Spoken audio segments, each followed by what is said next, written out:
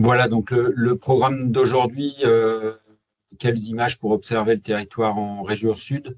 L'objectif, c'est à la fois de vous présenter l'offre actuelle en imagerie aérienne et spatiale, leur complémentarité. On va vous parler un peu du comité des commanditaires, dont la région sud fait partie depuis 2024. On vous fera un premier retour qui fait suite à une expérimentation qui a eu lieu sur les Hautes-Alpes et un atelier qui a été organisé à Gap en fin d'année 2024.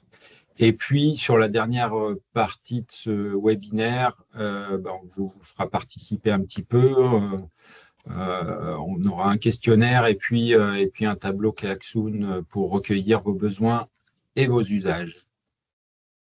Voilà, je vais passer la main à Julien. Oui, alors assez rapidement, merci beaucoup Sébastien.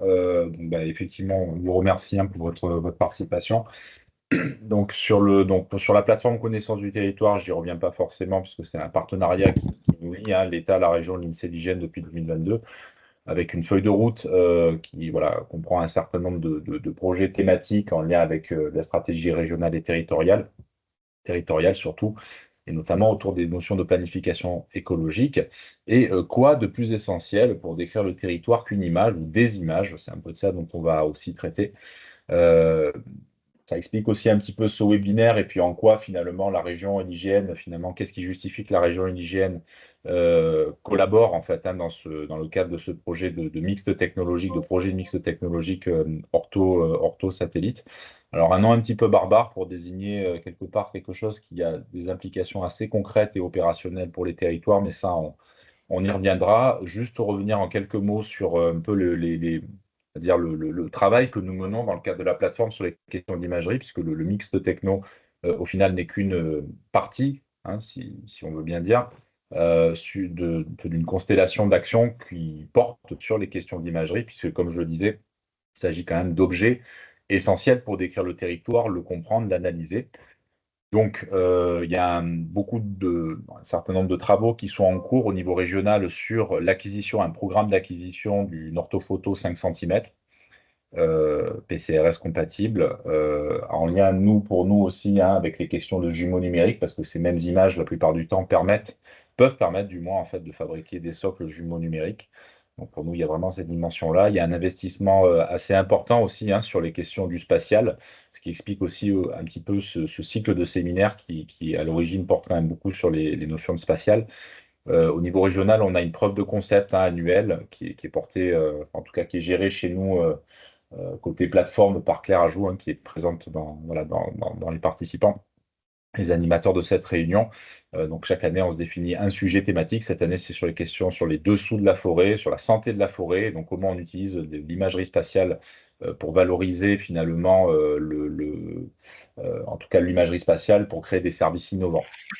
On contribue collectivement à ce chantier de mixte orthospatial, dont on présentera aussi un petit peu tout à l'heure les enjeux, puisque derrière, il y a quand même l'objectif de constituer, pourquoi pas, un référentiel régional image unie, ce qui quand même comporte un certain nombre d'intérêts au regard de certains nombres de thématiques.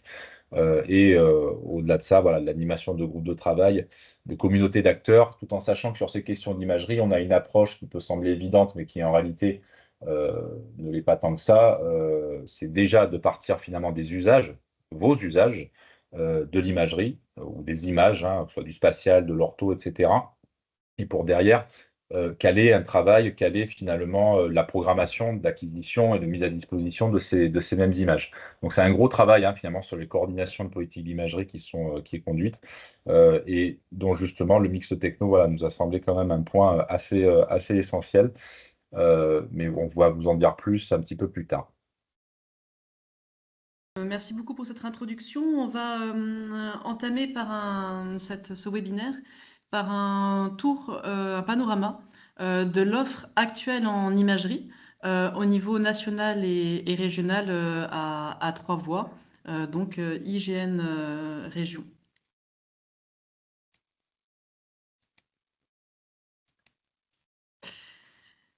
Donc, Sébastien. c'est moi qui prends la main, oui, pour Pour l'offre en termes d'acquisition et en imagerie par des moyens aériens. Donc, les productions actuelles, on a une prise de vue départementale qui couvre, pilotée par le programme de la politique agricole commune. Donc, on couvre un tiers du territoire, à peu près un tiers du territoire par an, à une résolution de 20 cm. Et puis, alors, 4 canaux, c'est des prises de vue qui sont plutôt sur la période mars, avril, octobre, avec différents produits, les images orientées, la BD ortho, bien entendu. Une nouveauté, c'est l'Ortho Express, qui est une Ortho Express vraie, et puis des modèles numériques de surface avec leur différentiel, pour ce qui concerne les prises de vue. Côté LIDAR HD, on a un programme de couverture nationale qui court sur 5 ans, qui a été lancé en 2021, avec une résolution, en termes d'acquisition, avec 10 impulsions par mètre carré minimum, avec des acquisitions qui sont mixtes cette fois-ci. Il y a certains blocs qui sont acquis l'été et d'autres en hiver. Donc, les produits issus de ces acquisitions, des nuages de points, des modèles numériques de terrain, modèles numériques de surface et de hauteur. C'est un programme national. Alors, sur la région, on a bénéficié d'un financement de la région pour ce programme-là. Et puis, les livrables, les dernières versions des nuages de points classés et produits dérivés MNT, MNS et MNH seront disponibles à la mi-2025 à peu près. Voilà, et puis concernant le PCRS, alors c'est pas un programme national côté IGN, c'est en fonction des sollicitations. Julien vous a parlé du programme Ortho THR qui est mené en ce moment par la région sur la région. Donc, une résolution de 5 cm, 3 canaux pour ce qui concerne la proposition IGN, et puis des images orientées, des orthos. Et puis, dans les autres acquisitions, on opère des prises de vue d'urgence en cas de crise, notamment inondation, des ortholittorales, et puis on a un programme de production d'orthophotos historiques. Voilà. Je te laisse la main, Anna. Et donc, en complément de cette offre aérienne, il existe aussi une offre d'observation par satellite. Donc, notamment une couverture de la métropole annuelle avec le satellite Spot à une résolution de 1,50 m. Donc, ça, c'est des produits que vous pouvez accéder via des flux IGN, simplement en visualisation, ou via le dispositif Dynamis en téléchargement, en open data, en 16 bits et 8 bits et avec 4 canaux. Donc, Dynamis, on vous le présentera dans un futur webinaire, mais pour ceux qui ne connaissent pas, c'est donc le dispositif qui permet d'accéder à de l'imagerie aérienne, de l'imagerie satellitaire de manière mutualisée pour tous les acteurs publics français et qui permet télécharger de l'imagerie gratuite, mais aussi d'acheter de l'imagerie complémentaire satellitaire à des tarifs négociés pour les acteurs publics. Donc, en complément de cette couverture à 1,50 m annuelle, on a aussi des couvertures Pléiades à 50 cm de résolution. Donc là, c'est une constellation avec laquelle on ne peut pas couvrir annuellement tout le territoire, mais par contre, on couvre des territoires de manière régulière, comme par exemple les littoraux. Donc là, c'est indiqué littoraux sableux, mais maintenant, c'est tous les littoraux français, métropole et outre-mer qui sont couverts. Tous les territoires d'outre-mer que nous essayons de couvrir de façon annuelle aussi, et des glaciers aussi que nous essayons de couvrir de façon annuelle. Et en plus de ces couvertures annuelles à 50 cm, on a donc la possibilité de répondre à des demandes ponctuelles et ciblées par les utilisateurs de Dynamis sur leur propre territoire avec des périodes d'acquisition que ces acteurs définissent. Toutes ces acquisitions qui sont réalisées dans le cadre de Dynamis, que ce soit du Spot ou du Pléiade, sont ensuite repartagées à tout le monde, c'est-à-dire que toute acquisition faite par un acteur est accessible ensuite par tous les acteurs. Donc en termes de produits, pareil, vous avez des flux qui sont disponibles directement via le géoportail et le futurcard.gouv fourni par l'IGN en 8 bits 3 canaux. Et vous avez aussi des orthos qui sont disponibles en 16 bits et en 8 bits 4 canaux via Dynamis en téléchargement pour vos traitements. À ce socle d'imagerie satellitaire, on rajoute de différentes sources. Vous avez aussi du Pléiade Neo qui est en train de se mettre en place dans Dynamis et qui est d'ores et déjà accessible. Donc de l'imagerie à 30 cm avec 6 canaux et bien sûr du Sentinel-2 que vous êtes de plus en plus nombreux à utiliser avec une résolution de 10 à 20 mètres par pixel et qui est acquise de manière régulière, de façon permanente. Et donc vous avez une masse de données, des empilements de données qui existent et qui sont disponibles sur le territoire national, soit par les services de Copernicus, soit par les services mis en place par le CNES et notamment Géode. Donc ça, typiquement, c'est des jeux de données qui sont ensuite utilisés, qui apparaissent dans les travaux de R&D, mais aussi des données aujourd'hui directement opérationnelles. Typiquement, ils participent au modèle OCSGE et ils participent au référentiel CARAB. Vous avez bien sûr plein d'autres offres. Là, on vous a présenté vraiment ce qui était facile d'accès, on va dire, par les acteurs publics français avec un budget très réduit. Mais vous avez maintenant une offre qui se développe énormément. L'offre proposée par les acteurs du New Space, l'offre proposée par des acteurs étrangers et aussi des futurs capteurs qui arrivent, comme notamment la constellation CO3D portée par le CNES et qui devrait être lancée à la fin de l'année. Comme Julien l'a dit, on a des demandes qui sont revenues de façon extrêmement forte et importante des acteurs publics sur ces besoins de données plus fréquentes, des sources plus variées et qui sont utilisées en région déjà sur des occupations du sol, sur des suivis de végétation, etc. Sauf qu'aujourd'hui, pour fournir tout ça à l'échelle nationale, les dispositifs qu'on a atteignent leurs limites en termes de capacité de logistique. Ce qu'on vous a montré sur l'aérien et le satellite aujourd'hui, vous voyez qu'il y a une offre aérienne d'un côté, une offre satellite de l'autre. Et si on essaie de répondre 100% avec de l'aérien aux besoins qui sont exprimés, on n'y arrive pas. Et si on essaie de répondre 100% aux besoins exprimés avec du satellite, on n'y arrive pas.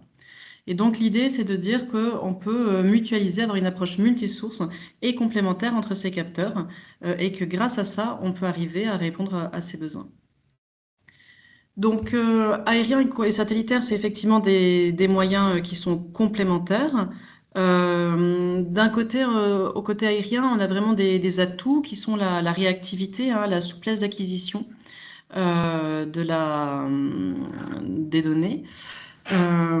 Avec un avion qu'on peut envoyer après un événement, suite à une inondation par exemple, un incendie, et des acquisitions qu'on peut déclencher en quelques jours sur une zone assez grande. Comme atout, on a également une possibilité de très très haute résolution spatiale, la possibilité de descendre à du 5 cm, c'est ce qui est fait aujourd'hui typiquement sur le PCRS. Et la possibilité de faire de la couverture stéréo de façon native, le recouvrement entre les bandes, du coup, permet une stéréo native très fine avec des très bons résultats de modèles 3D. De l'autre côté, côté satellitaire, on a un capteur qui va permettre de faire des passages réguliers sur des zones. On n'aura pas nécessairement la capacité d'aller couvrir un département en quelques jours suite à un événement sur ce département. Par contre, on a un satellite qui va passer régulièrement sur les mêmes zones et qui va pouvoir utiliser et observer ces zones de façon régulière sans avoir à faire des demandes d'autorisation de vol chaque fois qu'il passe, ce qui serait le cas pour l'aérien. Et sans avoir à déployer à chaque fois un appareil, un avion à chaque passage régulier. Et on a aussi un autre aspect qui est donc un grand nombre de bandes spectrales disponibles, notamment sur des constellations comme Sentinelle qui sont dédiées à ça. Par contre, de l'autre côté, ben, ça va avoir des difficultés avec les constellations disponibles à avoir une résolution fine. Typiquement, aujourd'hui, ben, même si on le voit dans certaines séries télévisées, ben, le 5 cm en satellite, on n'a pas encore. On s'arrête au max à du 30 cm et avec un nombre de satellites disponibles qui n'est pas encore très, très important. Donc, on a une résolution qui est quand même généralement un peu moins fine que l'aérien. De la stéréo aussi qui va être un peu plus difficile à acquérir sur des grandes surfaces parce que ça va demander de solliciter une capacité satellitaire plus importante en doublant le nombre d'images qui sont réalisées. Et aussi une grosse différence qui est que là où l'avion va l'envoyer sur une zone et qu'il va couvrir en quelques jours, le satellite va avoir besoin d'une grande plage de quelques mois pour couvrir toutes les zones qu'on lui donne. Donc par exemple, si je demande de couvrir 4 départements, l'avion va aller faire par exemple un département en quelques jours, puis un autre département en quelques jours, puis encore un autre département en quelques jours, et le dernier. Donc les départements successivement, les uns après les autres. Là où le satellite va prendre toute la plage d'acquisition qu'on va lui donner, par exemple de début avril jusqu'à fin septembre, et va faire les 4 départements en parallèle à chaque fois qu'il passe sur le département et qu'il fait beau. On a vraiment une logique d'acquisition qui est différente et qui sont du coup complémentaires. Alors, à partir de ces complémentarités, qu'est-ce que ça va apporter le multisource? Eh ben, en utilisant, il y a plusieurs formes de complémentarité entre ces deux sources de données. On peut déjà utiliser d'un côté la haute résolution spatiale et d'un autre côté de la haute revisite. Par exemple, pour cartographier des phénomènes naturels à une échelle très fine, tout en utilisant l'évolution annuelle du phénomène. On va faire ça, par exemple, en couplant de la très haute résolution aérienne et potentiellement même satellitaire avec de la résolution ou des données de type Sentinelle qui ont une moyenne résolution, mais qui vont vous donner un aspect temporel, qui vont permettre de suivre l'évolution temporelle de la végétation au cours de l'année. Une deuxième forme de complémentarité, ça va être de dire, on a d'un côté une résolution spectrale très forte, et de l'autre côté, on a une richesse spectrale qui est très large, avec la possibilité de données thermiques pour suivre la température de l'air ou au sol, des données qui vont permettre de caractériser l'atmosphère et la présence de particules, de microparticules dans cette atmosphère et donc la pollution. D'autres bandes spectrales qui vont permettre de faire de la bathymétrie en eau peu profonde, mais quand même de la bathymétrie. Et donc, on a cette richesse spéciale du satellitaire qu'on peut utiliser de façon complémentaire à de la très haute résolution spatiale de l'aérien. Enfin, on a des complémentarités à résolution égale ou proche, en disant la capacité d'acquisition qu'on a en prenant notre force aérienne, si elle s'ajoute à la capacité d'acquisition qu'on a en prenant en compte les constellations disponibles à un même niveau de résolution, eh ben, ça nous permet d'avoir une capacité plus grande de les additionner et donc de couvrir des surfaces plus grandes et donc de manière plus fréquente. Ou avec des modalités un petit peu différentes et notamment en matière de couverture d'une même région, d'un même tenant, une même année. Et enfin, cette complémentarité, elle peut s'exprimer aussi sur d'autres manières. Elle peut permettre le suivi de phénomènes dans des conditions qui sont difficiles. Et ça, c'est une complémentarité entre capteurs, même généralement, même au sein du satellitaire, avec par exemple de l'imagerie qui va être très sensible aux nuages, et de l'imagerie donc optique très sensible aux nuages, et de l'imagerie radar qui ne sera pas sensible aux nuages. Ou alors en utilisant les satellites pendant la nuit, pendant leur passage de nuit, pour pouvoir récupérer des images de nuit complémentaires qui permettront aussi un suivi.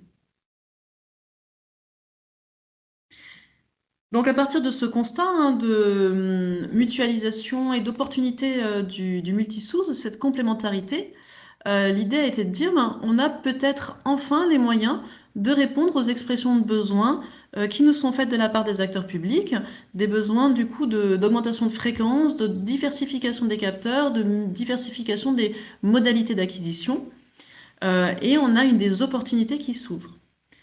Mais pour pouvoir réaliser ces opportunités, on a besoin, on ne peut pas faire ça seul, et on a besoin de se regrouper, de se mettre à plusieurs, et de mutualiser les besoins des différents acteurs, et de mutualiser également leurs capacités. Et c'est pour ça qu'on a lancé communément, IGN et CNES, un comité des commanditaires de couverture aérienne et spatiale en octobre 2024, comité au sein duquel la région Sud a fait partie des premiers membres territoriaux participants et actifs dans ce projet. Alors, quel est l'objectif de ce comité? Ça va être tout d'abord de fédérer les acteurs publics, de les mettre ensemble autour de la table pour piloter des programmations de couverture dans une optique mixte, c'est-à-dire en faisant sauter le silo de pensée entre d'un côté j'ai ma couverture aérienne et mon produit aérien, et de l'autre côté j'ai ma couverture satellitaire et mon produit satellitaire. Et l'idée de se dire plutôt j'ai des besoins, et pour répondre à ces besoins j'ai des capteurs. Et que finalement, quel est le capteur utilisé entre de l'aérien et le satellitaire? C'est pas tellement ça qui est important, c'est plutôt comment est-ce que je réponds aux besoins avec mes capteurs et comment est-ce que je joue de ces différents potentiels et différents capteurs pour répondre à mes besoins. Et donc l'idée, c'est être de pérenniser, d'offrir et de pérenniser un socle de données qui soit multisource, qui doit donc composer de ces différentes sources et rendu utilisable et fiable, facile d'utilisation malgré ce multisource. Alors, quelle est sa composition? Des représentants nationaux et des représentants territoriaux, avec l'idée que les commanditaires de données sont extrêmement importants, nombreux, à beaucoup d'échelons territoriaux différents, et que si on veut garder un comité qui soit fonctionnel, opérationnel, puisque l'idée est vraiment d'avoir un comité, pas de discussion, mais un comité de financeurs qui va démarrer et lancer des programmes, eh ben, on ne peut pas non plus augmenter le nombre de participants de façon exponentielle. Et que l'échelon régional est déjà un échelon qui réalise un travail d'animation, de remontée des besoins et d'animation territoriale, et que donc les régions et un ou deux acteurs régionaux peuvent ensemble être les acteurs qui vont représenter toutes les collectivités, tous les autres acteurs qui sont au sein de leur territoire. Donc c'est co-animé IGN et CNES, comme je vous l'avais dit, pour apporter l'expertise complémentaire et nos moyens complémentaires dans le domaine de l'aérien et du satellitaire. Une collaboration qui, même si elle est assez peu connue finalement, existe déjà depuis très longtemps, notamment au sein de dispositifs comme Dynamis. En termes de périmètre, l'objectif n'est pas de remplacer l'existant, mais plutôt de proposer un outil qui va permettre de réaliser des projets de couverture du territoire de grande ampleur et de couverture qui soient régulières, qui visent à constituer vraiment des référentiels avec des calendriers de diffusion, des spécifications connues, des calendriers de diffusion prévisibles et sur lesquels les acteurs puissent ensuite s'appuyer pour créer des produits, des services métiers, des indicateurs, les outils dont ils ont besoin pour leurs activités d'aménagement, de gestion du territoire, de suivi de politique publique.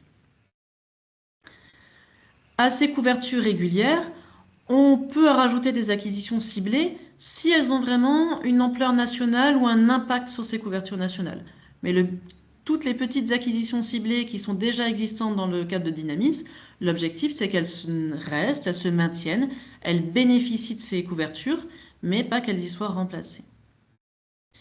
Et enfin, potentiellement, des services qui sont associés, parce que c'est bien d'avoir l'accès à la donnée image, mais il va y avoir des besoins de services pour l'exploiter, et que potentiellement, s'il y a un besoin de mutualisation de besoins et de moyens autour de services, le comité puisse aussi être un outil pour mettre en place ces services-là.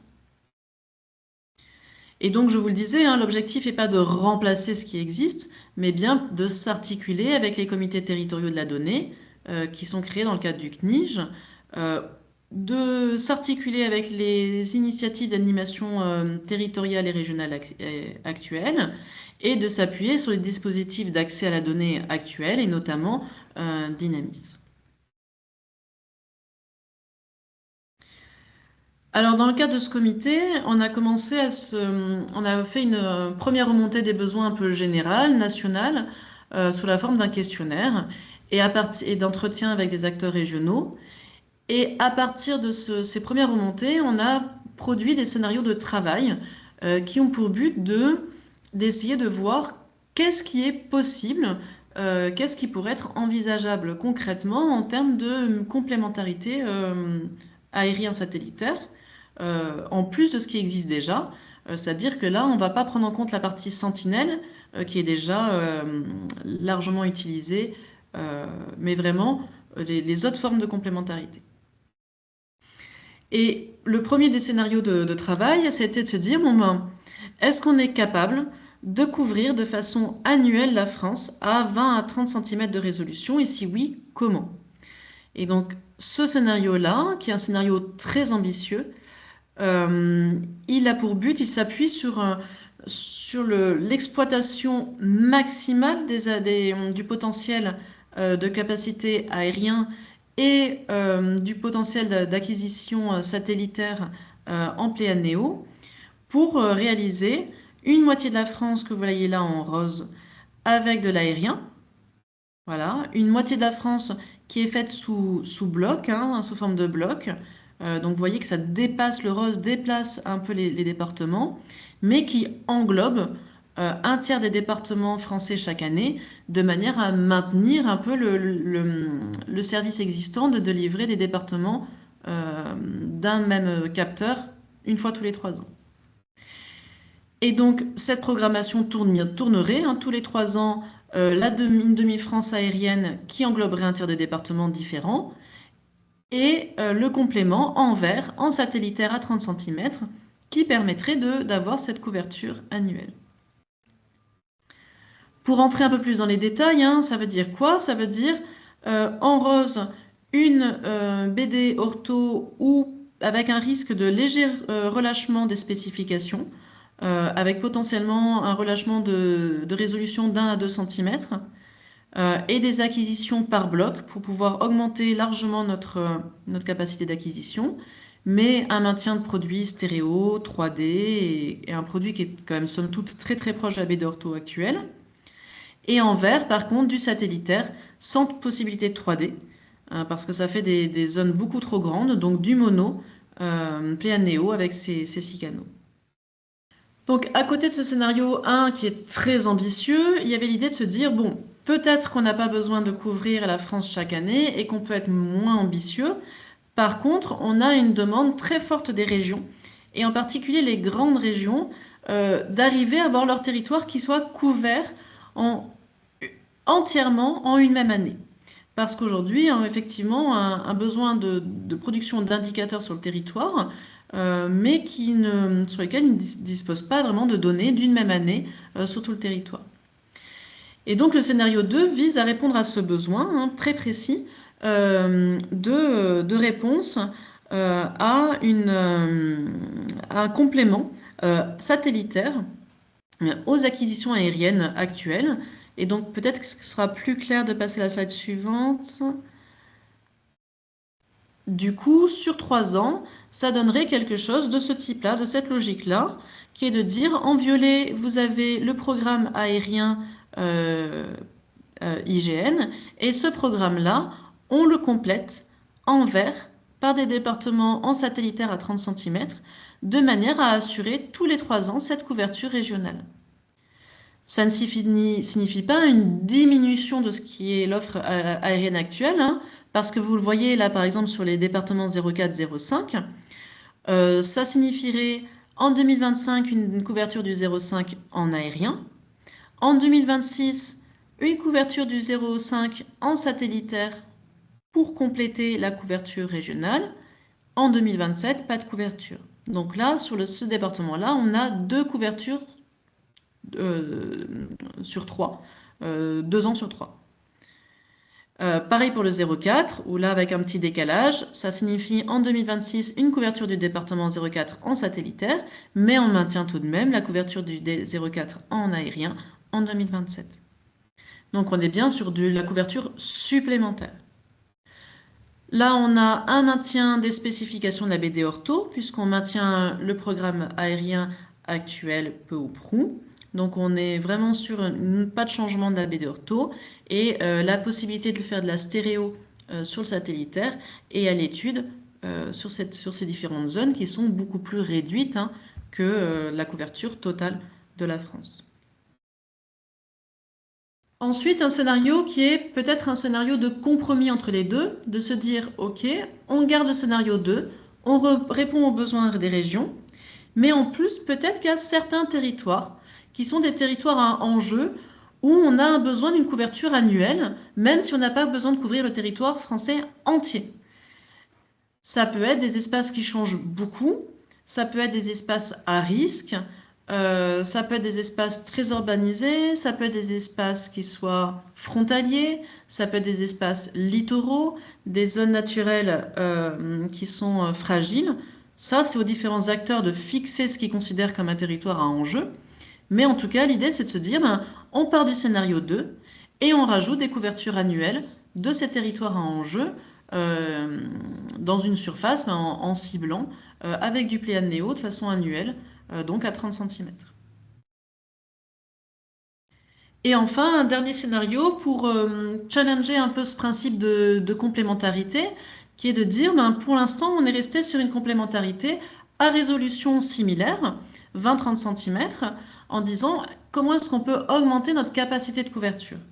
Mais on pourrait aussi dire, on centre et on cible tous nos moyens aériens sur une résolution beaucoup plus fine, et notamment sur le 5 cm, et on dit, on remplace une BD Ortho à 30 cm tous les 3 ans par un socle d'image BD Ortho à 5 cm. Par contre, pour que ce soit réalisable, ça signifie un rythme de mise à jour qui soit un peu moins fréquent, donc avec un rythme de mise à jour tous les 4 à 6 ans. Et pour pouvoir répondre aux besoins nationaux, ça signifie aussi mettre en place un référentiel ortho à 30 cm basé sur du satellitaire, qui soit en mono, parce que là, pareil, trop de zones à couvrir pour pouvoir couvrir le territoire, et qui soit basé sur un tiers des départements par an, en tournant tous les 3 ans, sachant que pour que ce soit réalisable en satellitaire, on est obligé d'avoir un éparpillement des départements ciblés chaque année sur le territoire français. Et notamment et sur le territoire métropolitain notamment.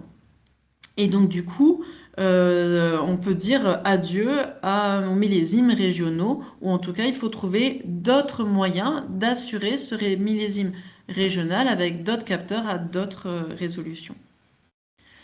Donc c'est un scénario qui est aussi très ambitieux, qui bouscule beaucoup la production aérienne actuelle qu'on vous a présenté au début. Vous voyez que c'est quand même très différent de ce qu'on fait aujourd'hui. Et donc il y a un coût très élevé et qui peut être intéressant seulement s'il est mutualisé avec le programme, la mise à jour du programme PCRS.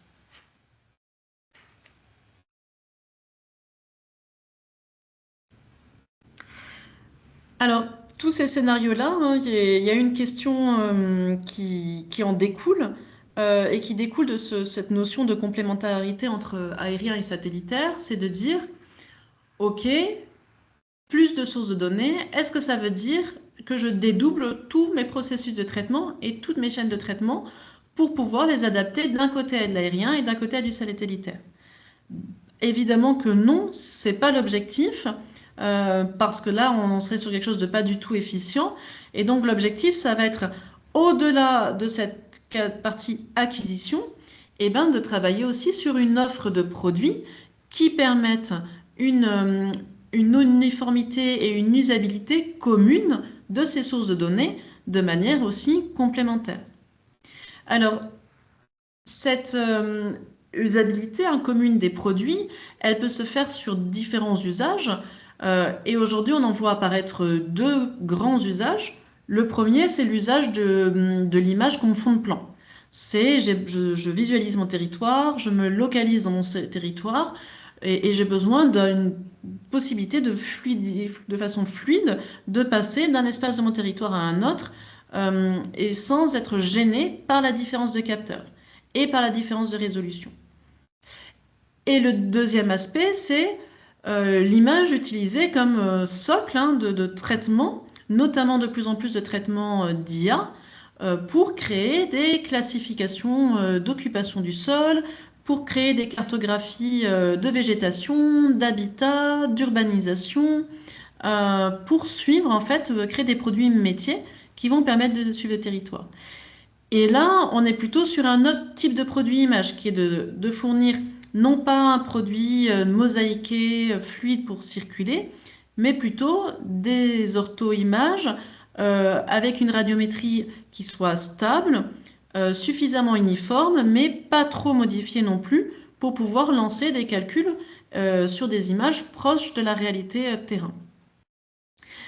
Et donc, pour pouvoir explorer dans les deux axes ce que ça signifie de mettre en place des produits multisources et pour pouvoir co-construire aussi avec les acteurs et les utilisateurs les produits dont ils ont besoin, on a lancé une expérimentation en 2024 sur 2 départements français et qui sont donc les départements des 04 et des 05, donc Haute-Alpes et Alpes de Haute-Provence, sur un principe qui est très simple, un département en aérien, le 04, un département en Pléanéo, le 05, et une zone de recouvrement entre les deux, autour de Gap. Donc vous le voyez en haut, la partie aérienne et cette zone partie aérienne qui dépasse sur le 05 au niveau de Gap, et en bas la couverture Pléanéo complète du département qui a été obtenue. Donc ça, toutes ces acquisitions, elles ont été réalisées entièrement et elles sont complètes, elles ont été réalisées en 2025. Et ces derniers mois, on a travaillé à commencer à faire des tests de produits et notamment la production d'un produit assemblé sur les 2 départements en mixant prise de vue aérienne et prise de vue satellitaire.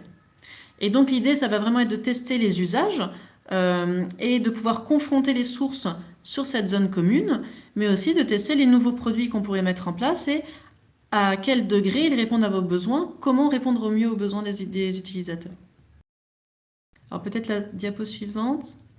Donc voilà un exemple de ce qui a été fait aujourd'hui déjà. Donc sur le premier axe qui est vraiment l'image mosaïquée avec une circulation fluide, avec des tests de passage de résolution de 30 cm à 20 cm, mais aussi de mosaïquage entre les 2 sources de données. Et donc là, vous voyez à gauche, il me semble, de l'aérien et à droite du Pléanéo, si je ne me trompe pas. Et le découpage, vous voyez la mosaïque entre les deux qui est faite et le produit final qu'on obtient dans les 2 cas. Voilà. Donc ça, c'est un des premiers axes. Et bien sûr, les autres axes sont pas laissés pour autant. On est en train de les travailler progressivement. Et donc, l'idée, c'est vraiment que ces scénarios, ils soient accompagnés d'une offre de produits dont on maximise, on va dire, l'exploitation et ce qu'apporte chacun des capteurs. Donc, on a un démonstrateur qui est en train d'être terminé et dont les résultats seront produits ensuite accessibles en flux, avec différents niveaux de traitement accessibles, des niveaux de traitement vraiment distincts, une BD ortho d'un côté, image SAT, une BD ortho, image aérienne de l'autre, vraiment distinctes, puis ensuite 2 niveaux différents de traitement plus ou moins intégrés et fusionnés entre les 2. Donc ça, c'est des choses auxquelles on pourra donner accès aux acteurs publics ensuite pour qu'ils puissent naviguer. Peut-être la suivante. Voilà, et donc bien sûr, après la deuxième axe qui va être en train d'être exploré aujourd'hui, ça va être la partie un peu plus traitement IA. Et donc aujourd'hui, on est en train de faire des tests sur nos chaînes IA pour qu'elles soient capables de manger de l'image Pléanéo, avec une première étape qui a été de créer un modèle déjà spécifique pour Pléanéo, puis ensuite de la deuxième étape est de tester la création de modèles qui travaillent sur les deux sources d'images en même temps, aussi bien images aériennes et satellitaires, et de voir quels sont les produits images les plus adaptés à ces chaînes de traitement IA et à la mise en place de chaînes de traitement IA communes sur ces deux types d'images pour bien sûr ne pas avoir à dédoubler les chaînes de traitement. Voilà, donc ça c'est la suite. Voilà, et donc peut-être une première pause pour vous rendre actif. À la suite de tous ces scénarios qu'on vous a montrés, qui ont pour but voilà, de vous ouvrir sur les possibles, des exemples d'images qu'on vous a montrés, eh ben, on vous incite déjà dès un premier temps à réagir sous la forme d'un questionnaire en ligne, hein, avec un lien et un QR code sur lequel vous pouvez accéder pour essayer de faire remonter déjà dans un premier temps vos besoins et les besoins en imagerie en général, qu'elles soient aériennes et satellitaires, et vos usages des imageries. Donc, je vous le mets dans la conversation aussi le lien. Comme ça, vous pouvez cliquer directement dessus. Et on est très preneur de vos retours parce que, comme on vous l'a dit, ben, l'idée, c'est quand même de répondre à des besoins. Et donc, connaître vos besoins, ça nous aide à y répondre au mieux. Comme on l'a dit en introduction, hein, ce webinaire il suit un atelier qui a été réalisé en décembre à Gap et pendant que vous répondez au questionnaire, l'idée c'est aussi de vous présenter un peu les retours de cet atelier. Je vais poursuivre. Donc, en effet, le questionnaire que vous avez en ligne a pris corps au départ lors d'un atelier. C'était pour une animation menée le 3 décembre dernier à Gap. Et donc, au départ, c'était des fiches papier qui ont été renseignées pour pouvoir repérer les différents objets que les territoires veulent observer à partir du mix Orthosat.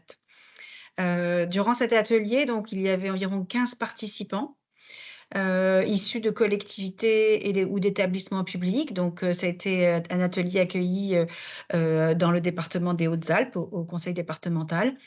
Et donc, étaient présents des personnes du 04-05, également une personne du département des Bouches-du-Rhône, et puis d'autres établissements publics que sont donc la métropole d'Aix-Marseille, enfin, je ne vais pas tous les citer, hein, la communauté de communes Pays de Fort-Calquier, Montagne de Lure, et voilà, les autres sont cités là, également l'ONF et l'ADREAL de Provence-Alpes-Côte d'Azur. Donc, ce que l'on a pu faire observer, on va dire, c'est que dans les besoins exprimés, il y avait donc des thématiques qui étaient proposées. Et donc, des thématiques sont ressorties de façon plus marquée que d'autres, mais on a constaté que c'était certainement lié aux problématiques métiers des répondants, que l'environnement, la biodiversité ou la planification territoriale étaient majoritairement pointés comme nécessitant des images à la fois satellitaires, mais aussi haute résolution en aérien. D'autres thématiques, évidemment, sont revenues, telles que le changement climatique ou les risques. Mais évidemment, voilà, si les zones humides ou l'eau paraît être moins important, bah, c'est aussi parce qu'on était sur le territoire alpin. On a, sur le plan technique, demandé quelques spécifications techniques attendues et les caractères essentiels de la solution souhaitée pour les activités des personnes présentes. Donc, pour la répétitivité des images, eh bien, à minima, disposer d'un référentiel annuel, voire pluriannuel, 2-3 ans pour suivre des phénomènes environnementaux, pour une résolution inférieure à 50 cm, idéalement de la même résolution que des images orthophoto actuelles, donc à 20 cm. Si les participants semblaient prêts à consentir un écart de précision mesuré de 10 cm au pixel, c'est que Cela dépendait aussi de la fréquence d'acquisition, si elle était donc plus régulière à ce moment-là, voilà, pour une couverture de 2 années sur 3. Mais le mix ortho, en tout cas, semble répondre à toutes ces attentes.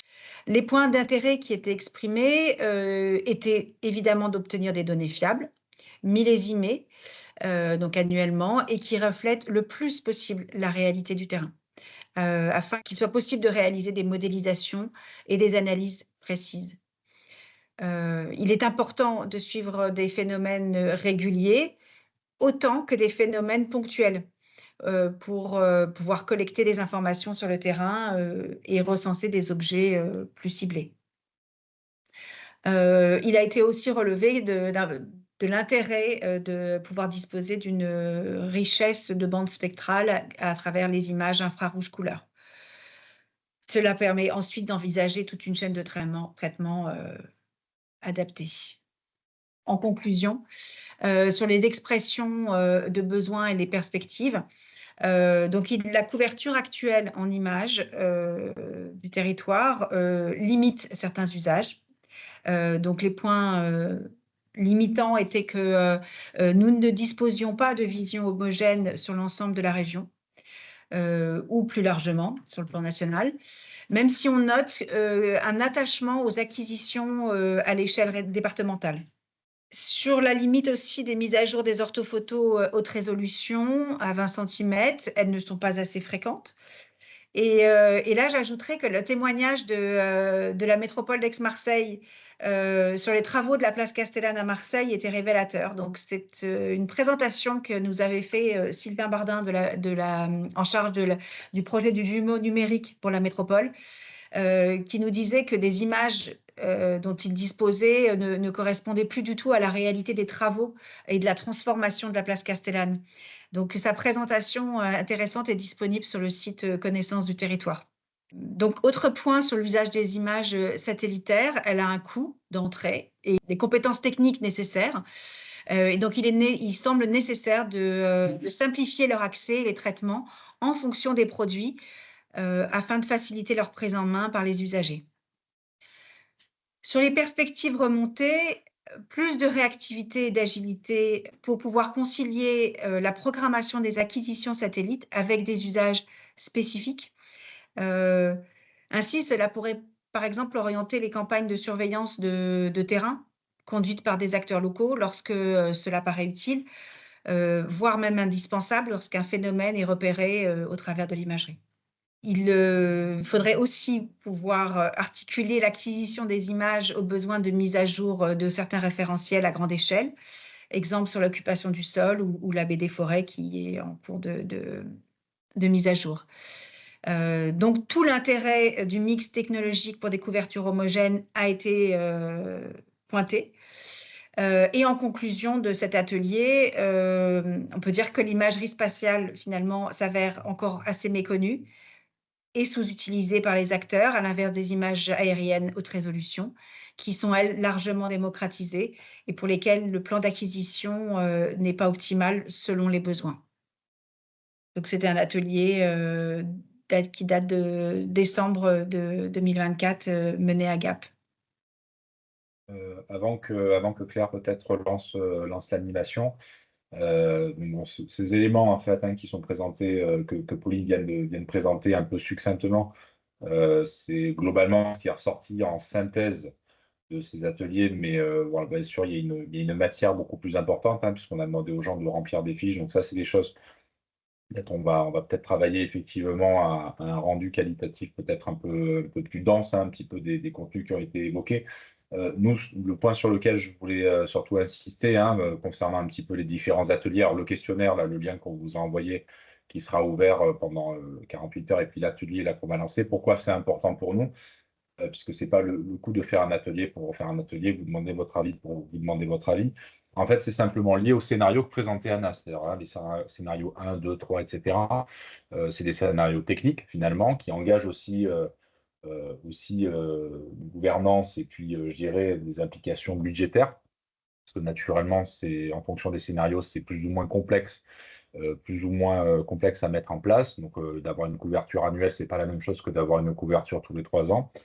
Or ça, le fait de statuer sur ces questions, en réalité, euh, nous, on participe au comité des commanditaires, mais en réalité, l'objectif, c'est que la voix qu'on va porter à ce niveau-là soit représentative surtout de vos besoins. C'est-à-dire que vous, de votre côté, vous n'aurez peut-être pas l'idée de dire, bah, tiens, il faut le scénario 1, 2, 3, etc., parce que c'est peut-être des problématiques qui ne sont pas directement liées à ce que vous traitez au quotidien. Par contre, ce que vous savez peut-être beaucoup plus, c'est les besoins que vous avez au opérationnel auxquels de l'imagerie peut répondre. Et donc, d'où le fait qu'on propose ces ateliers, qu'on propose ces contenus, et d'où le fait qu'on insiste quand même sur l'intérêt qu'il y a à ce que voilà, vous puissiez aussi répondre, vous positionner sur ces éléments-là, parce que nous, concrètement, ça va nous donner des billes pour réfléchir finalement à quel scénario colle le plus finalement, quelles sont les options techniques qui collent le plus aux besoins des acteurs du territoire qui se seront exprimés. Voilà, donc GAP, c'était un peu la première étape, donc avec des gens qui nous ont fait plein de retours, donc c'était extrêmement intéressant. Là, aujourd'hui, on est un peu dans une deuxième étape où on travaille avec vous un petit peu sur ces scénarios, et puis je vais peut-être laisser Claire vous expliquer un petit peu ce qu'on va faire, mais voilà, je voulais quand même insister sur ce point, moi, qui me semblait quand même assez important. Voilà. Merci Julien. Donc pour cette fin d'atelier, cette dernière partie, on vous propose de vous exprimer donc au travers, donc vous avez compris, donc comme l'a précisé Anna, 2 possibilités pour cela. Donc vous avez un questionnaire avec Klaxoon, donc le lien a été mis dans la conversation, pour lequel vous pourrez, a posteriori, compléter et plus finement effectivement apporter certains éléments de réponse qui reviendront et viendront alimenter justement les retours, faits et réalisés à la suite de l'atelier AGAP. Donc on vous invite, n'hésitez pas à partager également ce lien, hein, auprès de vos collègues, qui n'auraient pas pu assister à cet atelier, d'une part, et deuxièmement, l'objectif de ce temps, maintenant, c'est de pouvoir échanger donc librement. Donc il y a eu une question qui a été posée donc, sur, la discussion. Notamment sur la question, alors on peut déjà commencer par, prendre la parole, vous laisser la parole pour que vous puissiez vous exprimer, notamment sur les questions que vous avez par rapport aux différents scénarios, voilà, aux aspects techniques aussi de ce projet, mais aussi si vous souhaitez vous exprimer aussi ou apporter votre retour d'expérience sur les usages que vous avez, de ces imageries, qu'elles soient aériennes ou satellitaires ou les 2. Et ensuite, le but, c'est on vous invite donc à compléter donc un board donc sous Klaxoon en direct que je peux afficher également à l'écran. Donc vous avez le lien, qu'on va vous remettre dans la conversation, donc ici. Alors je vais inviter quelqu'un peut-être à le faire pour moi parce qu'en projetant, je ne peux pas le faire, ce lien et C'est fait. donc merci et du coup en mettant, voilà donc je ne sais pas si vous connaissez donc vous avez la possibilité d'attaquer mais par un smartphone, ça va être compliqué, de le faire étant donné que c'est un tableau. Toutefois, de votre ordinateur, en cliquant sur le lien, il vous suffit de renseigner l'acronyme de votre organisme pour accéder au board et ensuite donc, vous avez un petit système de post-it, donc je vais afficher l'écran. Où là, vous pourrez, voilà, vous exprimer librement, alors l'objectif, c'est un tableau croisé, en fait, hein. Donc l'objectif, c'est que vous preniez un post-it avec, voilà, le petit plus ici, que vous puissiez renseigner alors vous pouvez mettre votre acronyme si vous souhaitez qu'on identifie, quel est l'auteur de ce post-it ou ça peut être effectivement anonyme, et le but, c'est de placer sur cette matrice donc par cas d'usage, donc un post-it par cas d'usage. Si vous auriez besoin, justement d'un référentiel image qui soit effectivement à fréquence journalière, mensuelle ou trimestrielle jusqu'à pluriannuelle et sa résolution. L'objectif, c'est de le placer effectivement dans les cases, à la croisée de vos besoins, tant sur l'aspect de la précision de l'échelle de travail souhaitée que dans la fréquence de prise de vue.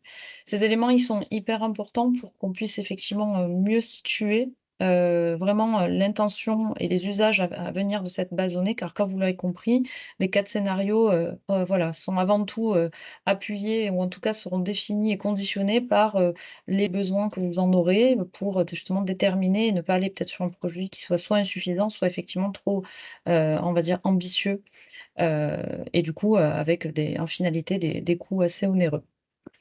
Donc, voilà, est-ce que si certains ont des difficultés à poser des post-it le board, donc on voit que, voilà, les gens réagissent, on vous remercie. N'hésitez pas à les mettre directement dans le fil de discussion. Voilà, apporter ces éléments-là directement dans le fil de discussion. Vous avez, comme je le dis, aussi la possibilité de vous exprimer via le questionnaire, donc le premier lien transmis dans la discussion. Et ensuite, n'hésitez pas aussi à poser vos questions et à vous exprimer oralement. Voilà, les micros sont à vous. Alors peut-être qu'on peut peut-être déjà répondre à la première question qui a été, posée par la DDT du Vaucluse Anna, sur le plan technique. Est-ce que tu pourrais préciser quelle est la méthode de géoréférencement, s'il te plaît, d'une image satellitaire? Oui, alors je vais pas rentrer dans les détails techniques parce que je voudrais pas dire de bêtises non plus et je sais pas s'il y a un de mes collègues du service des imageries spatiales qui est là. Dans ce cas, il a le droit de compléter. Donc l'IGN a une expertise en fait dans la création de bases d'AMER et notamment de bases d'AMER qui permettent de recaler automatiquement et d'améliorer automatiquement la localisation native des images satellitaires. Et donc, on utilise ces bases d'AMER pour améliorer la localisation et aujourd'hui et les rendre compatibles avec le RGE. C'est pour ça qu'aujourd'hui, dans Dynamis, toutes les demandes réalisées par des acteurs publics opérationnels français sont en fait réalisées, produites par l'IGN. C'est parce qu'aujourd'hui, on est les seuls à fournir des images qui soient compatibles satellite RGE. Et donc pour Pléiades Néo, c'est bien sûr la même chose. Et aujourd'hui, on arrive au Pléiades Néo à avoir une précision des écarts de positionnement qui sont en moyenne de 20 cm, parfois beaucoup moins, par rapport à nos points de contrôle. Voilà. Merci beaucoup, Anna, pour toutes ces précisions. Est-ce qu'il y a d'autres expressions ou est-ce que vous avez d'autres questions, monsieur Moneta? Non, mais écoutez, là, c'était la seule pour l'instant qui me vient, hein. Il y a eu beaucoup d'informations, donc je Mmh. prendrai un peu le temps d'analyser tout ça. Je vais partager le lien avec mes collègues donc de la DDT et on vous fera des retours rapidement. Voilà. D'accord. Merci. Merci. Alors si on peut commenter peut-être les quelques post-it qui sont posés, hein, donc vous pouvez continuer, les déplacer. Alors petit élément aussi supplémentaire pour les personnes qui n'auraient pas forcément, on va dire de propositions, mais qui découvrent également les post-it des autres.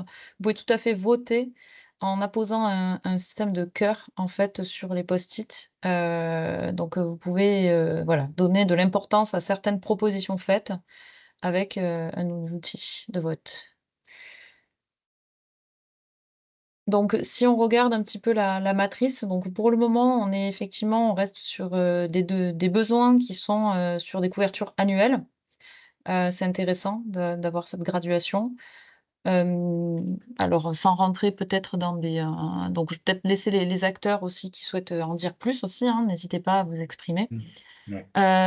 On est, donc des annuels et on reste effectivement sur un produit qui serait, plutôt effectivement donc, une résolution de 50 centimètres. Donc on n'est pas sur de l'hyper résolution pour le moment.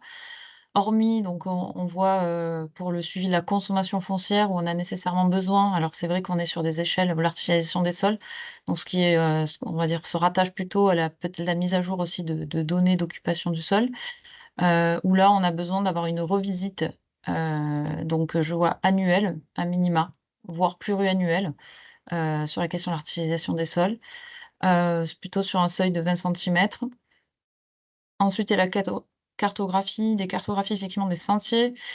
On a le contrôle, alors je vois aussi de l'occupation sur le domaine public maritime. On est plutôt effectivement sur des aspects, plutôt réglementaires, nécessitant effectivement aussi une résolution de 50 centimètres, avec, pareil, à minima une couverture, une revisite annuelle.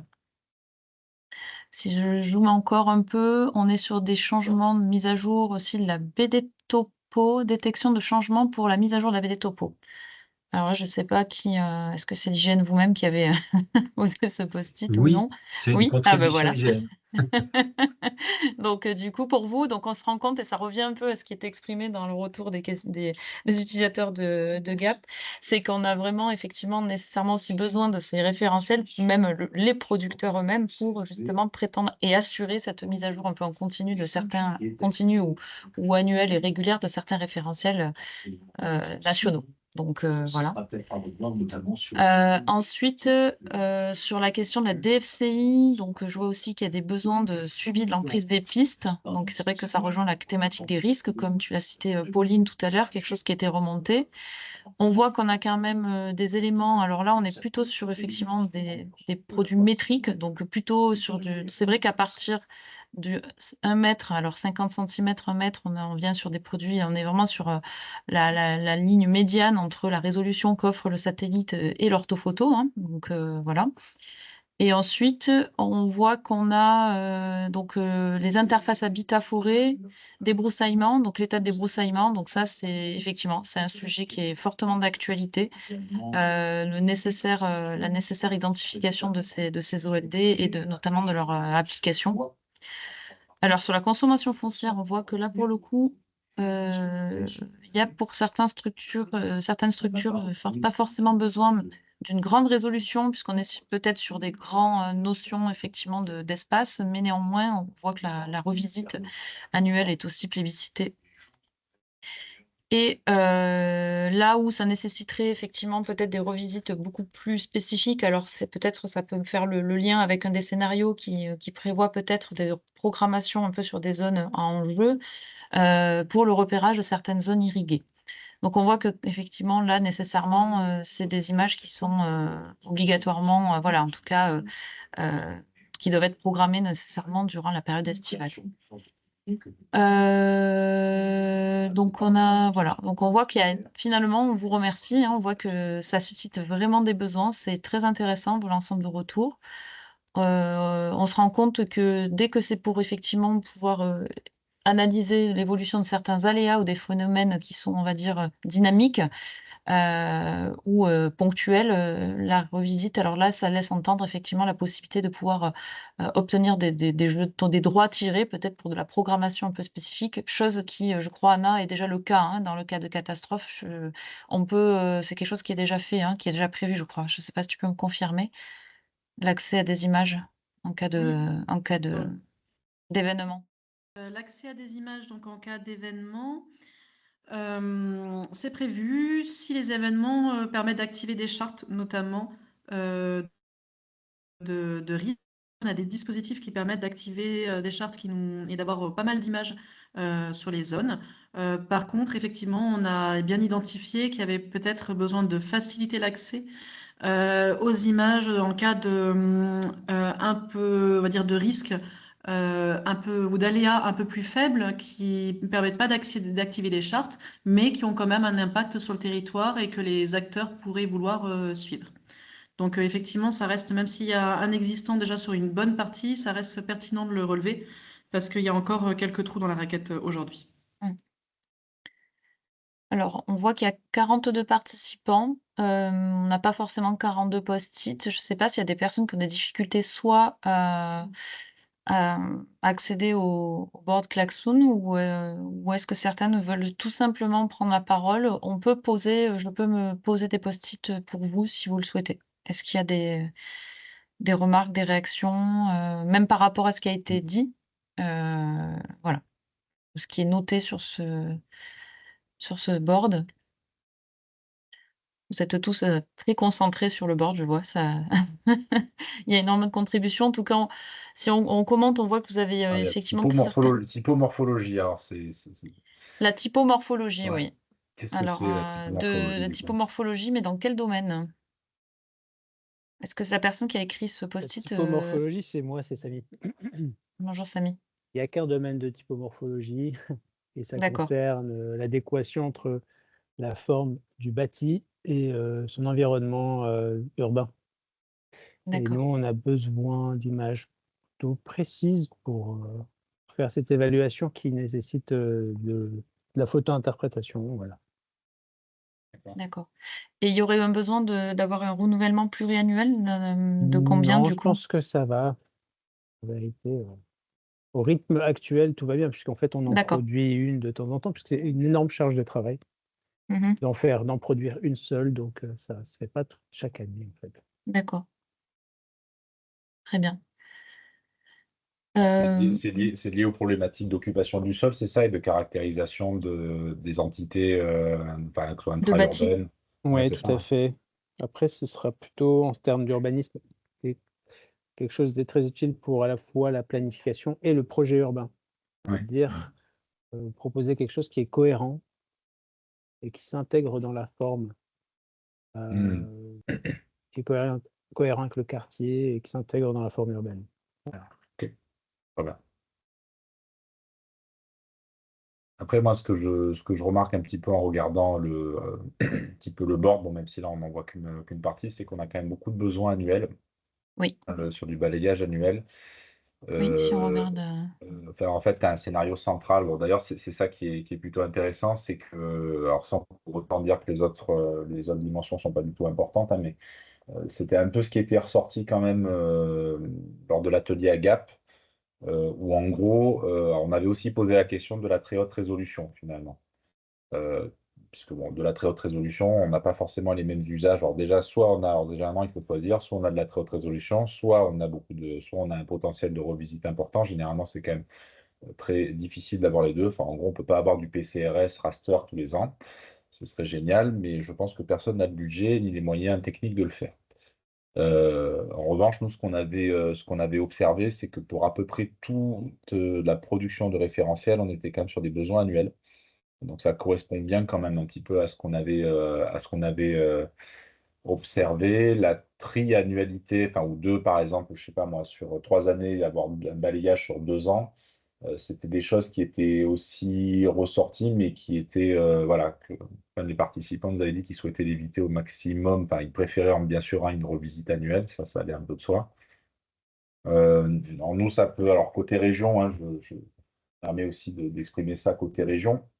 Pourquoi nous, ça nous intéresse d'avoir déjà en fait une emprise conséquente à l'échelle d'un territoire comme la région, en fait, hein, sur une seule et même année, que ce soit sur 3 ans ou tous les ans, hein, bien sûr, dans l'idéal. C'est aussi pour produire du référentiel régional.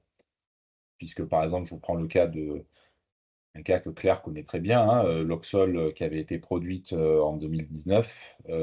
Donc, l'Auxol, en réalité, elle est de 2000, enfin, en tout cas, le millésime daté de 2019, mais en réalité, il moulinait de la donnée image qui était bien sûr calée sur le plan de vol de l'hygiène. Donc, du coup, en fait, l'Auxol 2019, en fait, c'était un bout de 2000, je sais pas moi, 2016 dans un coin, 2017 ailleurs, etc. Donc, on n'avait pas vraiment de couverture homogène, enfin, en tout cas, qui faisait référence à un seul millésime sur une seule et même année. alors pour compléter ce que tu disais Julien, là, c'est, en effet, pour l'Auxol, alors c'est un petit peu l'inverse dans la mesure où en fait on était plutôt parti sur un le problème était inversé. On était parti effectivement sur un référentiel satellitaire. À l'époque, c'était de l'image spot à, 6 mètres de résolution pour avoir une couverture, donc à une année et complète de la région et ça soulève cette question-là. C'est vrai que là, on l'a pas forcément mise en avant dans ce questionnaire-là. Par contre, dès lors qu'on a besoin d'étudier des objets un peu plus spécifiques et notamment, les espaces, notamment urbains, i c'est vrai qu'on a effectivement dû avoir recours à la BD ortho qui, elle, était effectivement, donc sur divers millésimes, donc et très, différentes. Alors on avait une même résolution, mais on avait effectivement des prises de vue, sur des années différentes, des décalages jusqu'à 2 ans sur certains départements. Ce qui était, un petit peu, problématique et où on avait du coup pour automatiser certains traitements, étant donné qu'on avait même des décalages entre les traitements obtenus et les objets, détectés sur, la couche satellitaire et ceux perceptibles sur l'orthophoto. Ce qui entraînait, on va dire, des faux positifs et ce qui a nécessité une forte reprise. Donc c'est vrai que pour, une couverture régionale, ce référentiel image, on va dire à grande échelle a manqué. Et c'était un peu la question et là, je me permets peut-être de vous demander de vous réagir en direct, nécessairement pour des territoires qui sont, à cheval, et justement, des voilà, à l'intermédiaire donc, entre soit 2 départements, voire, 2 Mm. régions, puisque là, Mm. on a en plus le projet sur une couverture à l'échelle nationale, hein. Donc ce projet, il vous est présenté aujourd'hui à l'échelle régionale en tant que, voilà, territoire un peu d'expérimentation. Néanmoins, l'objectif, c'est de pouvoir avoir un vol et une couverture, annuelle qui soit à l'échelle nationale, en tout cas en grande partie ou sur des pas de temps très proches. Pour les régions, voilà. Est-ce que ces territoires-là aussi, c'est quelque chose, que voilà, que vous êtes, si certains d'entre vous sont présents, certains SCOT, certains parcs qui sont à cheval sur certains départements. Cette problématique justement de l'hétérogénéité un petit peu des imageries, est-ce qu'elle est aussi, très importante? Voilà, pour vous? Est-ce que c'est quelque chose voilà, peut-être si vous souhaitez vous exprimer? Peut-être que ces personnes-là ne sont pas présentes aujourd'hui? Bah, disons que par contre, nous, enfin, je pense que dans le projet, enfin, nous, on l'avait déjà posé lors de l'atelier de Gap, mais cette question, alors effectivement, imaginez d'avoir une image unie sur une région, c'est bien. Le problème, c'est que derrière, à l'intérieur de ces régions, on a des EPCI notamment, ou des SCOT, enfin, en tout cas des périmètres de projet ou des EPCI tout simplement qui sont qui calent pas forcément, qui se calent pas sur les limites départementales ou régionales. Donc ça, je ne sais pas, peut-être Anna, je ne sais pas si ça, là-dessus, vous y avez réfléchi dans les scénarios, puisque quand par exemple on parle d'une couverture régionale, j'imagine que de toute façon, en fait, c'est région au sens administratif du terme. Ça englobe pas, par exemple, ça prend pas en compte le périmètre des EPCI comme, je sais pas si je suis clair dans ce que je te dis, mais Oui, oui, tout à fait, tu es très clair. Donc pour l'instant, dans les scénarios, on est parti sur assez simple, hein, effectivement, le périmètre région administratif. Après, il faut étudier la possibilité, hein, si on a des territoires qui sont à cheval sur 2 régions et qui soulignent leur intérêt, à quel point on peut changer un tout petit peu les découpages ou compléter avec une zone pour simplifier sur ce découpage-là. Mais ça dépend du nombre de demandes qu'on a, quoi. Il y a un moment, il y a un niveau où ce sera gérable et un autre où ce sera pas gérable.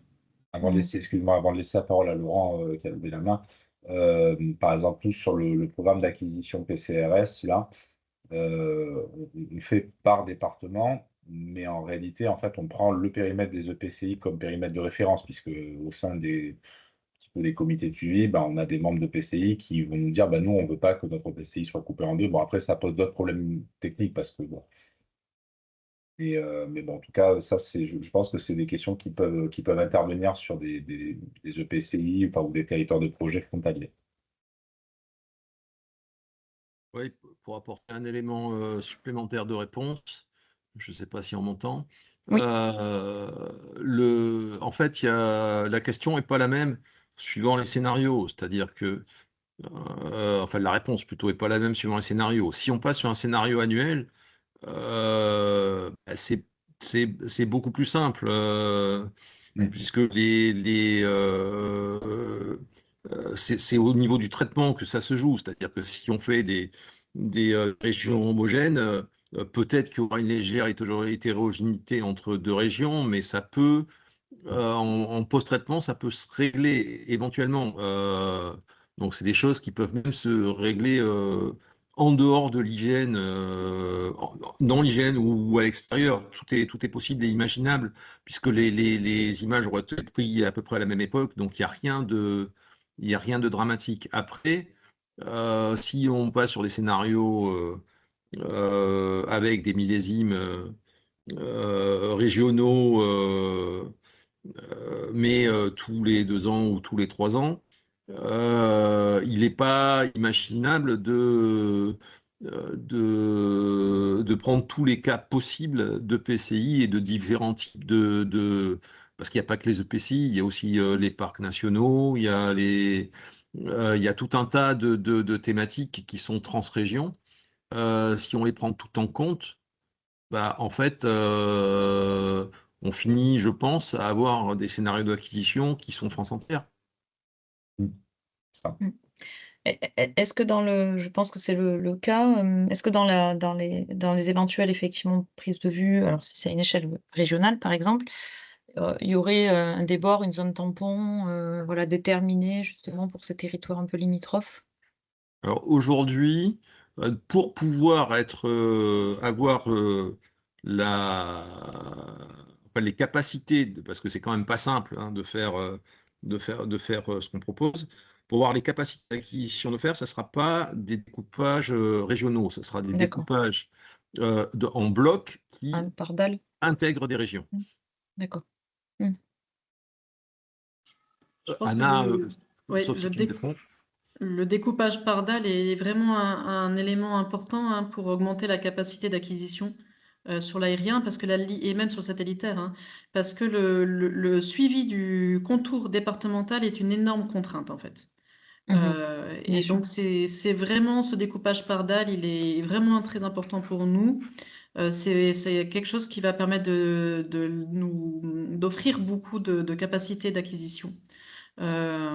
Et c'est aussi pour ça qu'il y a cette question de réflexion sur les produits, hein, d'être capable de produire des choses qui soient utilisables de manière la plus uniforme possible, parce que il faut pas que, dans l'idéal, il faudrait vraiment qu'on arrive à faire sauter cette limite administrative et qu'on arrive à travailler sur de la dalle et que ça soit pas un facteur de frein dans l'utilisation des produits par les utilisateurs. Merci pour la précision. Alors je vois qu'il est 14h59. Donc on a énormément effectivement de remontées, on vous en remercie. De toute manière, ce board, on va le laisser ouvert encore jusqu'à ce soir. Donc si vous voilà, si vous voulez modifier, prendre le temps de lire aussi, de découvrir ce qui a été mis et de pouvoir notamment apporter votre vote aussi sur certaines en tout cas des retours d'expérience ou cas d'usage qui ont été proposés, n'hésitez pas à le faire. On vous rappelle, voilà, aussi le questionnaire, alors c'est hyper important car ça nous permet vraiment, donc tout pareil pour le questionnaire en ligne, le premier lien transmis donc dans la conversation, n'hésitez pas à mettre votre acronyme de structure, ce qui nous permet un peu d'identifier, alors pas forcément, voilà, on cherche pas à identifier vraiment les organismes, mais c'est plutôt le profil de structure et également la situation, voilà, ou si vous êtes, voilà, sur quel, territoire vous êtes, en fonction des enjeux et des cas d'usage, donc ça nous permet de faire le lien. Donc lui, il est ouvert pour rabâche de pendant 48 heures, donc jusqu'à la fin d'à peu près jusqu'à vendredi, voilà, vendredi fin de journée. Pourquoi, pas plus longtemps? Car il y a un comité des commanditaires donc national dans lequel, et pour lequel tous vos retours permettront d'enrichir justement, ces retours d'expérience et de continuer à poursuivre ces réflexions sur le meilleur scénario à suivre. Donc à l'occasion de ce comité qui se tiendra, je crois, le 4 mars, donc la semaine prochaine. Donc vous voyez, les dates sont courtes. Donc voilà, toute cette richesse et ces retours d'expérience vont être, voilà, traités, de notre côté pour être, transmis et communiqués à l'occasion et voilà et valorisés à l'occasion de ce comité des commanditaires et heu donc et ensuite donc peut-être une autre date à retenir. Donc là, je laisse le klaxon, mais en ligne, mais notez que le 19 mars prochain, nous vous proposerons, donc c'est également un mercredi, hein, pour poursuivre le cycle des mercredis de l'imagerie, un troisième webinaire, pour lequel vous recevrez prochainement, les invitations qui lui sera, dédié donc Anna, je te laisse peut-être, préciser un petit peu plus le contenu, donc à la présentation, la démonstration de ces catalogues vous permettant d'accéder à l'ensemble de ces images, voilà, notamment satellitaires. Donc même horaire, rendez-vous, voilà, même horaire, un mercredi, donc le 19 mars à 13h30 pour un webinaire d'1 heure. Donc n'hésitez pas à communiquer cette information, en tant que, voilà, participant, de toute manière, vous recevrez, cette invitation, avec les détails, nécessaires. Bah, oui, oui, je peux compléter en disant que donc l'objectif, ce sera de vous faire vraiment des démonstrations, hein, pas juste une présentation de quels sont les dispositifs, mais vraiment des démonstrations concrètes d'accès via les portails à l'imagerie satellitaire. Donc il y aura une démonstration Dynamis. C'est en cours d'organisation, j'espère, une démonstration de Géode aussi pour l'accès aux images Sentinelle via l'infrastructure du CNES. Et nous vous montrerons aussi comment accéder au flux de données du démonstrateur 0405 pour que vous puissiez accéder au premier test de données multisources et consulter ces images-là. Bien. Donc venez Ben, nombreux, ça va être super intéressant. c'est le moment de vous remercier, en tout cas, pour votre nombreuse et forte participation encore pour ce deuxième webinaire et également pour votre participation active à cet atelier. Merci beaucoup pour les présentations. Merci. Alors, merci. Les présentations, comme à chaque fois, seront donc publiées sur le site Connaissance du territoire. Le lien vous sera transmis dès que les diaporamas seront déposés, ainsi que l'enregistrement de cet atelier, voilà, pour les personnes qui n'auraient malheureusement pas pu y assister. Merci beaucoup. Merci à tous. Merci. Merci à vous. Bonne Madame journée à Brunet. tous. Merci, au revoir. Merci à tous. Bonne journée, merci. Merci, Au revoir. au revoir. Au revoir.